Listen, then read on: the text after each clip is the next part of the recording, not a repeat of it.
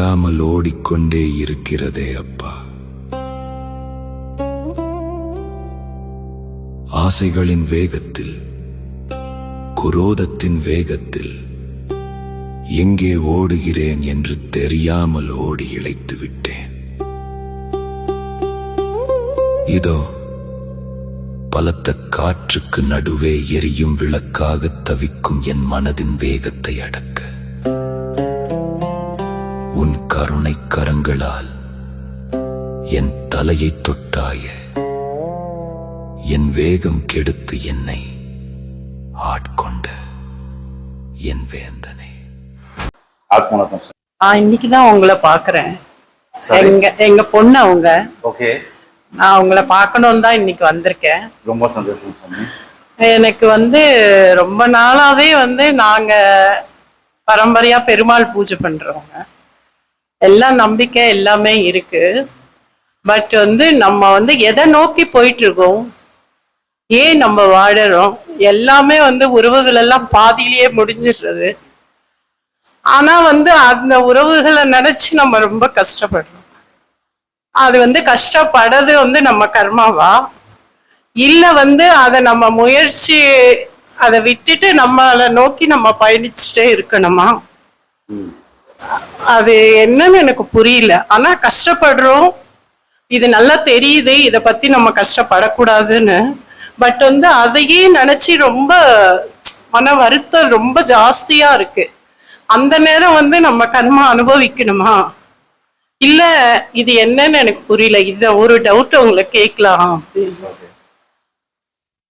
அதாவது ஒரு ஆன்மா பிறவி எடுக்குதுன்னா 3 விதமா பிறவி எடுக்கும். Okay sir. ஒண்ணு விருப்பம் இல்லாம எடுக்கிற பிறவி, அது ஒரு விதம். அதுதான் இந்த நாட்டுல 90% அது அந்த ஆன்மா எடுக்கிற பிறவி எல்லாமே 90%. அடுத்த 9% என்னன்னா விருப்பப்பட்டு எடுக்கிறது. அது ஒரு 9% இந்த பூமியில.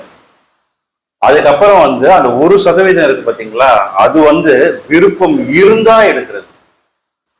ஃபர்ஸ்ட் ஒன் என்னது, விருப்பம் இல்லாம எடுக்கிறது 90%. ரெண்டாவது விருப்பப்பட்டு எடுக்கிறது 9%. 1% பாத்தீங்கன்னா விருப்பம் இருந்தா எடுக்கிறது.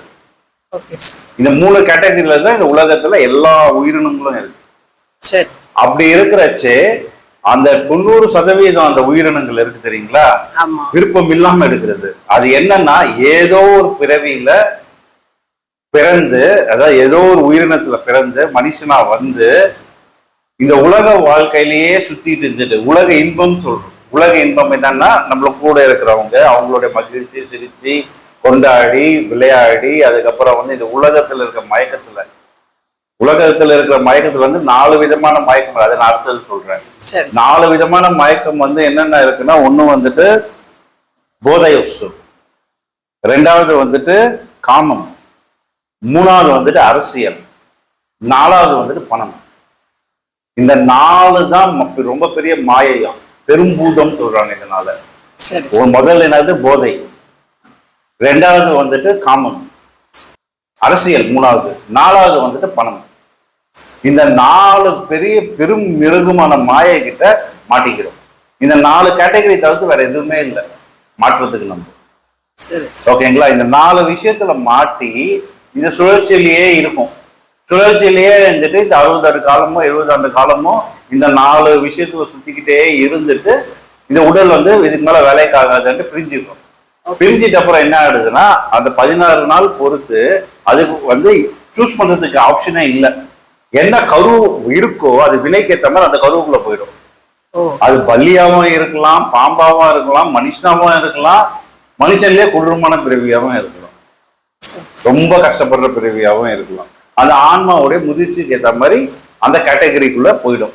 இதுதான் 90% இந்த உலகத்துல பிறவிகள் அப்படிதான் சுழற்சி ஆகிக்கிட்டே இருக்கு ஆன்மாக்கு. அடுத்த கேட்டகரி என்னன்னு பாத்தீங்கன்னா, அந்த 9%. 9% என்ன சொன்னா விருப்பமோட பிறப்பாங்க. இந்த விருப்பமோட பிறக்கிறதுனா என்னன்னா, நான் இஷ்டப்பட்டு பிறக்கிறது. அந்த ஆன்மாக்கள்லாம் எப்படின்னா, இப்போ ஃபார் எக்ஸாம்பிள் ஒரு பூஜை புனஸ்காரம், யாருக்கும் பாவம் பண்ணக்கூடாது, யாருக்கும் எந்த கஷ்டம் கொடுக்கக்கூடாது, முடிஞ்ச வரைக்கும் நம்ம நல்லது பண்ணுவோம், நல்லதே செய்வோம், நல்லது எல்லாருக்கும் செய்வோம், அதுக்கப்புறம் அன்னதானம் பண்றது, பக்தியா இருக்கிறது, பக்தி நெறிகளை வந்து கடைபிடிக்கிறது, இதெல்லாம் செஞ்சுக்கிட்டு ஒருத்தர் வந்து அந்த நெறிப்பட வாழ்க்கை இருந்தாருன்னா அதை 16 நாள் முடியும் போது அந்த ஆன்மாக்கு வந்து என்ன பண்ணுவாங்களாம், நம்மளுடைய உயர் ஆன்மாக்கள் வந்து நீ உன்னுடைய கர்ம வினை இது, இந்த பிறவில இவ்வளவு விஷயம் பண்ணியிருக்க, உனக்கு எந்த மாதிரி பிறவி வேணும், உன்னோட ஆன்ம முதிர்ச்சினா இந்த பிறவி ஒவ்வொரு ஆன்மா வந்து ஒரு வாட்டி இந்த பூமிக்குள்ள வரதே வந்து அந்த ஆன்ம முன்னேற்றத்திற்காக தான் வருது, அதை எக்ஸ்பீரியன்ஸ் பண்றதுக்கு தான் வருது. ஸோ அது என்ன பண்ணுமோ உனக்கு எந்த மாதிரி பிறவி வேணும், இன்னும் முன்னேறியா இல்லை நார்மல் லைஃப் போறியா, இல்ல நான் இன்னும் கொஞ்சம் வேகமா முன்னேறணும், அப்ப இவ்வளவு கஷ்டம் இருக்கும் பரவாயில்லையா, இந்த கஷ்டம் பட்டாலும் பரவாயில்ல, நான் மறுபடியும் வெளில வரும்போது இன்னும் கொஞ்சம் பெட்டர் பிறவிக்குள்ள வந்துடுவேன் நான் அப்படின்னு சொல்லிட்டு என்ன பண்ணுவாங்கன்னா இன்னும் கொஞ்சம் பெட்டர் பிறவி என்று அந்த பிறவிக்குள்ள கஷ்டம் அது தெரியும், ஆத்ம கஷ்டம் தெரிஞ்சும் அவங்க என்ன பண்ணுவாங்கன்னா அந்த பிறவி இது இவ்வளவு கஷ்டம் இருக்கட்டும், எனக்கு துன்பம் இருக்கட்டும் பரவாயில்ல, ஏன்னா அந்த ஆன்ம முன்னேற்றம் என்று அடுத்த நிலைக்கு போறதுக்காக. ஸோ என்ன பண்ணுவாங்க, இந்த 9% விருப்பப்பட்டு எடுக்கிறாங்க, அந்த பிறவிக்குள்ள கேட்டகரிக்குள்ள வந்துடுவாங்க. இதுல 3வது கேட்டகரி சொன்ன 1% அகத்தியர் சொல்லிடுற கோடியிலே உருவப்பான்ட்டு எல்லாம், அது என்ன கேட்டகரின்னு பாத்தீங்கன்னா வந்து இந்த ஞான பாதையெல்லாம் தெரிஞ்சுக்கிட்டு, அதை விருப்பமோட எடுக்கிறோமா, விருப்பமோட எடுத்து இந்த ஞான பாதையெல்லாம் தெரிஞ்சுக்கிட்டு இந்த ஞான பாதையில வந்து தியானம் பண்ணி இறைநிலையோட உள்ள, அதாவது இறைநிலைன்னா வந்து நம்ம வெளில தேடுறது இல்லை, உள்ள வந்து ஆத்ம விசாரணை பண்ணி அதுல அந்த ஞான பாதைக்குள்ள வந்து தியானங்கள் பண்ணி அந்த தெளிவு பெற்று வரும்போது அது ஞான நிலை என்ற நிலைக்கு வந்துடுவோம். அந்த முதிர்ச்சி ஆன்ம முதிர்ச்சி வந்துடும். முதிர்ச்சி வந்துச்சுன்னா அந்த சமாதி நிலை போய் அடையும் போது அவங்களுக்கு என்ன ஆயிடும்னா அங்க சமாதி நிலை அடைஞ்சிடுவாங்க. அவங்கதான் குருமார்கள்னு சொல்றோம். அந்த ஞான நிலை அடைஞ்சு சமாதி அடைஞ்சிட்ட அப்புறம் அவங்களுக்கு என்ன ஆகும்னா பிறவி என்றது இருக்காது. அவங்க என்ன பண்ணுவாங்க, சமாதி நிலை அடைஞ்சிட்ட அப்புறம் மக்களுக்கு எவ்வளவு நல்லது பண்ணுவோம் பண்ணிக்கிட்டே இருப்பாங்க. ஒரு பீரியடுக்கு அப்புறம் இங்க அக்கிரமும் அதர்மம் அதிகமாகும் பொழுது அவங்க என்ன பண்ணுவாங்க, நான் வந்து பிறவி எடுக்கிறேன், சரி நான் போய் மறுபடியும் மனிதனா பிறவி எடுத்து மனிதனாவே வாழ்ந்து ஞானத்தை மறுபடியும் ஒரு 1000 பேர் 1,00,000 பேருக்கு சொல்லித்தரது மறுபடியும் நான் வந்து சமாஜ அந்த வழியை வந்து போய் காண்பிக்கிறேன். அப்ப என்ன ஆகும்னா இந்த அவங்க ஞானிகளுடைய ஆன்மா வந்து சமாதி நிலை ஆயிட்டப்புறம் உடனே பிறக்க மாட்டாங்க.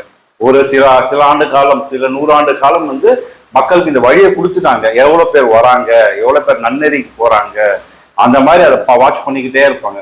எப்போ அந்த அதர்மம் அதிகமாகுதோ இல்லைன்னா இந்த பாதையை விட்டு மக்கள் எல்லாம் வந்து இந்த ஞான பாதையை விட்டு விலகிறாங்களோ அப்போ மறுபடியும் நம்மள மாதிரியே பிறவி எடுத்து வாழ்ந்து நம்மள மாதிரியே கஷ்டப்பட்டு வாழ்ந்து என்ன பண்ணுவாங்க, மறுபடியும் மக்களுக்கு இந்த ஞானத்தல்ல இந்த மாதிரி ஒரு ஞானம்ன்ற ஒரு விஷயம் இருக்கு, இதை வந்து நீங்க வந்து பின்பற்றினா இந்த முக்தி கிடைக்கும், மோட்ச கிடைக்கும், அதை வெளிக்காட்டிட்டு போயிடுவாங்க. அப்போ வந்து அப்போ விருப்பப்பட்டு எடுக்கிற பிறவி இதுதான் கரெக்டா. விருப்பம் இருந்தா எடுக்கிற பிறவி. விருப்பம் இருக்கு, இப்போ மக்கள் கஷ்டப்படுறாங்க, அதனால நான் வந்து பிறக்கிறேன். இப்படிதான் வந்து ஒரு ஆன்மா வந்து என்ன பண்ணுதுன்னா அந்த துன்பம்ன்றது ஓகே, இது வந்து என் ஆன்ம முதிர்ச்சிக்காக. ஆனா நம்ம மக்கள் வந்து என்ன பண்றாங்கன்னா வந்து அதை புரிஞ்சிக்கிற அந்த கெப்பாசிட்டி இல்லை. அந்த துன்பம் வந்துச்சுன்னா உடனே அந்த துன்பத்தை நினைச்சு உடஞ்சி போயிடுறாங்க. உடஞ்சி போயிட்டு நம்ம என்ன பண்றோம்னா சரி இதுதான் வாழ்க்கை போல இருக்கு, இந்த பிரபஞ்சம் வந்து ரொம்ப அழகானது, அது என்னன்னா நம்ம என்ன சொல்றோமோ அதுதான் திருப்பி சொல்லணும், அதுதான் இந்த பிரபஞ்சத்துடைய நீதி. நான் வந்து திரும்ப திரும்ப திரும்ப திரும்ப ஒரு விஷயத்த, அதனாலதான் நம்ம பெரியவங்க என்ன சொல்லுவாங்கன்னா நீங்க திரும்ப திரும்ப மந்திரம் ஜெபிங்க, சும்மா இருக்கும் போதெல்லாம் ராமநாமத்தை சொல்லுங்க, ஹரே கிருஷ்ணான்னு சொல்லிக்கிட்டே இருங்க சும்மா இருக்கும்போது. எதுக்கு அதெல்லாம் நம்மள வந்து சொல்றாங்க, மனம் வந்து சும்மா இருந்ததுன்னா கெட்ட விஷயங்களா யோசிக்கும், கஷ்டங்களை சொல்லி யோசிச்சுக்கிட்டே இருக்கும், எனக்கு இந்த கஷ்டம் இருக்கு அந்த கஷ்டம் இருக்குன்னு ஓடிக்கிட்டே இருக்கும். அதனால இந்த மனதை வந்து சரி பண்ணணும்னா என்ன பண்ணணும், ஒரே வழி அப்போ வேற ஏதாவது ஒரு விஷயத்த யோசிக்க வைக்கணும். அப்போ இந்த மனம் என்ன பண்ணும், வேற விஷயத்த யோசிச்சுக்கிட்டே இருக்கும். அப்போ நம்மளுக்கு அந்த நினைவுகள் எல்லாம் போயிடும்.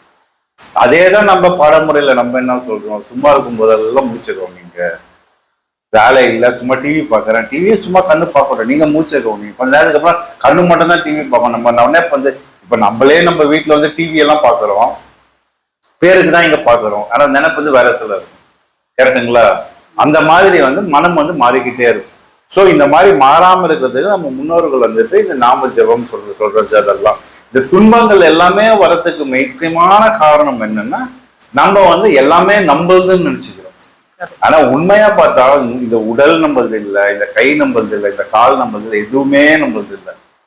வாடகைக்கு வந்ததுதான். வாடகைக்கு வந்தாலும் வந்து ஒருத்தர் வீட்டுக்கு வாடகை, இந்த போர்ஷன் ஒருத்தவங்க வாடகை எத்தனை யாராவது உங்க வீடு எங்கன்னு கேட்டோம்னா என்ன சொல்லுவாங்க, இதோ அந்த தெருவுல அதுதான் எங்க வீடு, ஆக்சுவலா அவர் வாடகைக்கு இருக்கிற, அவர் சொந்தமாவா கட்டியிருப்பாரு? இல்ல, அவர் இருக்கிறதே வாடகைக்கு. பட் அவர் என்ன சொல்லுவாரு, அந்த வீடு தான் என் வீடு.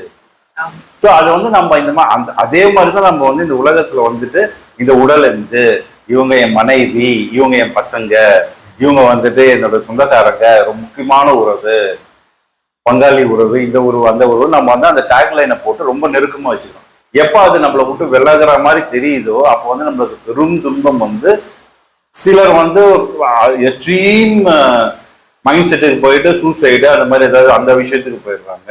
இல்லைன்னா வந்து சிலர் வந்து பயங்கரமா டிப்ரெஷனுக்கு போயிடுறாங்க, கவலையில போயிடுறாங்க. நம்மளுக்கு மட்டும் ஏன் இப்படி நடக்குது? நம்மளுக்கு மட்டும் நடக்குது இல்லை, எல்லாருக்குமே நடக்குது. நம்மளுக்கு நடக்குது, நம்மளுக்கு பெருசா தெரியுது, அவ்வளவுதான் சொன்னேன். அதனால வந்து நீங்க இப்போ இன்னைக்கு யாராவது துன்பப்படுறீங்கன்னு நீங்க நினைச்சீங்கன்னா ஒரே நிமிஷம் நீங்க அப்படியே ஸ்டாப் பண்ணிட்டு, பெரும் துன்பமா இருக்கட்டும், என்னன்னாலும் துன்பமா இருக்கட்டும், ரொம்ப உங்களுக்கு மனசு வலிக்குதுன்னா ஒரு நிமிஷம் ஸ்டாப் பண்ணிட்டு, இறைவா நீ எனக்கு கொடுத்த துன்பம் என்னுடைய ஆன்ம முன்னேற்றத்திற்கு எனக்கு தெரிஞ்சிச்சு, நான் சந்தோஷமா அந்த துன்பத்தை எடுத்துக்கிறேன். நன்றி. துன்பத்தை வந்து நம்ம வந்து கவலைப்பட்டு எடுத்தோம்னா அது பெருசா கவலை தான் கொடுத்துக்கிட்டே இருக்கும். சந்தோஷமா எடுத்து பாருங்களேன், உங்களுக்கே சிரிப்பு வரும். டே நம்மளுக்கு மட்டும் டிசைனா பிரச்சனை தராங்க கடவுள்ன்ட்டு, அந்த மாதிரி. அதனால அது சந்தோஷமா நம்ம எடுத்துட்டு, இது என் முன்னேற்றத்திற்காக கொடுக்கப்படுற துன்பம், அவ்வளவுதான். நன்றி.